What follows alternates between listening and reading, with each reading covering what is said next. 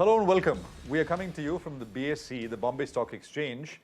Over the last couple of years, we've seen droves of new investors, millions and millions of new investors coming to the market. But we're also seeing new mutual fund managers, not really new, who've been around for decades, but in a new avatar now coming to the market. I'm sitting down with two such gentlemen.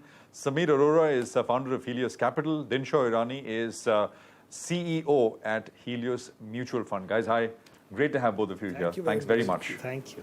Tell us a little bit about the fund. I mean, this is not a new business for you in that sense.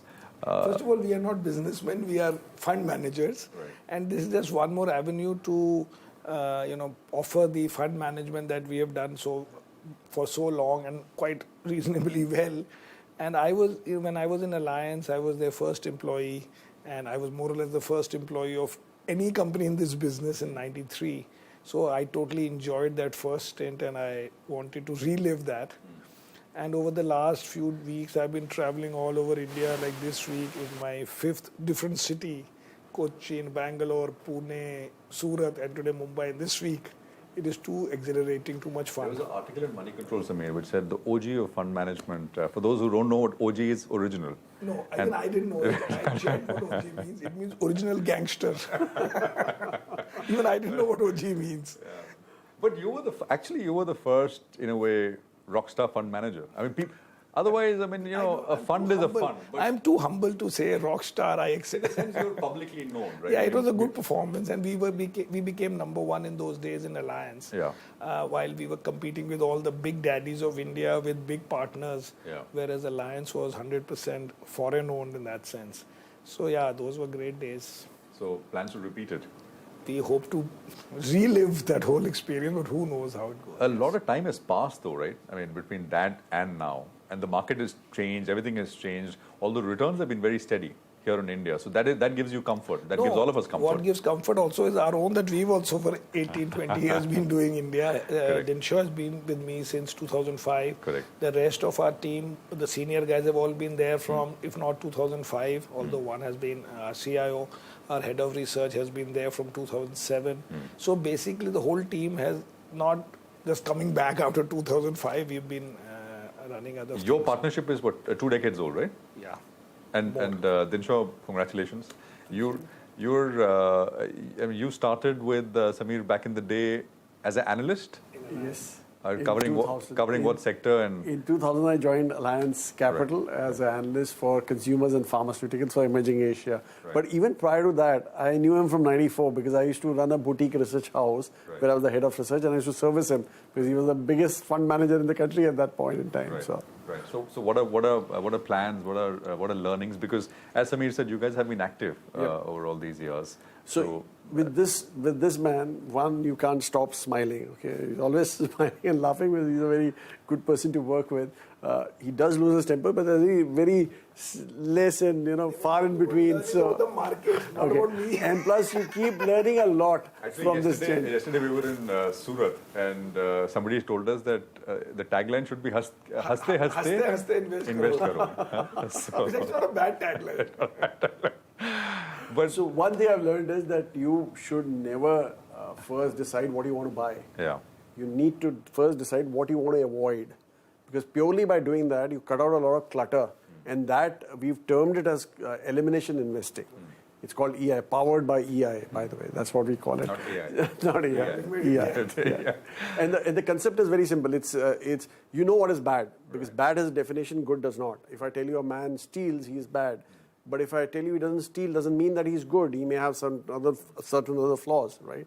So when you look at companies and you see these underperformers, you know that this company didn't do well because it was overvalued. It didn't do well because the promoter has not a good background.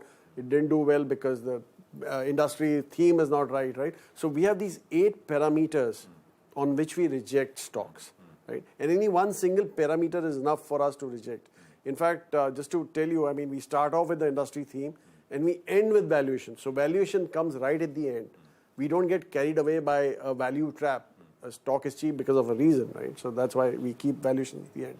So once you do that, say when we started off in 2005, we put NSE 500 through this ringer and or funnel or sieve or whatever you want to call it, And at the end, we were left with some 100 stocks. Now, can you imagine the clutter that was taken away from the manager's mind? He now doesn't have to decide whether he wants to buy value or growth. So the or investable universe is for Helios is 100. No. Yeah. That was then I'm Okay, talking that was then. about. Okay. So any new idea which comes in, any new IPO which comes in, they come through this sieve only. So one more, just to explain further, is basically we are saying some companies we say will not buy.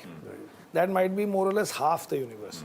Then you have left with say 250, 300 companies right now in our current model, out of which some 100 you will say will not buy now because they are very expensive. Right. So those can change over time because either the growth rates can change or the valuations can fall, or by not falling or not moving up, they can come in line.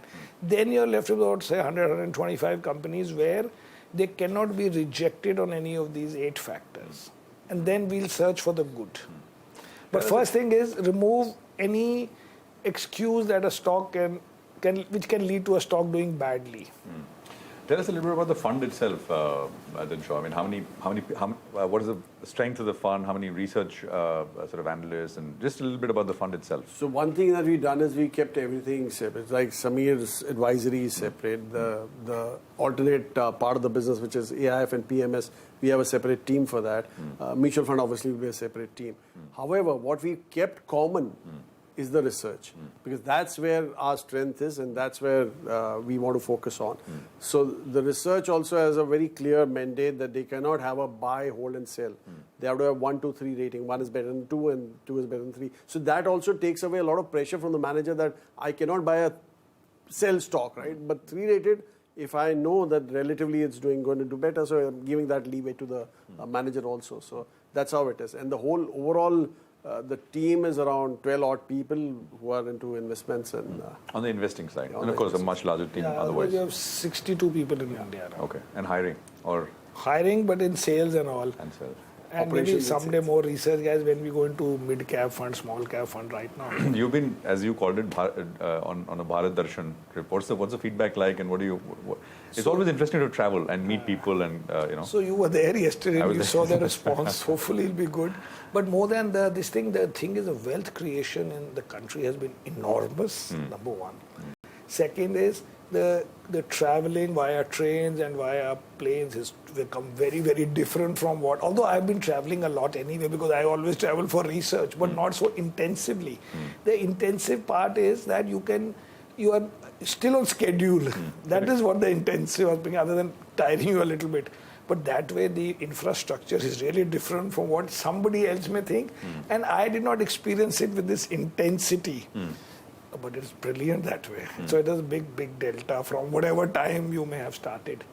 And so other thing is that in Surat we saw how many people were making how much money and what businesses and saris or whatever, and it was serious wealth creation in many of these places. Pune I saw, everywhere more. We'll take a quick commercial break, but we are right back with Samir and Dinshaw on the other side.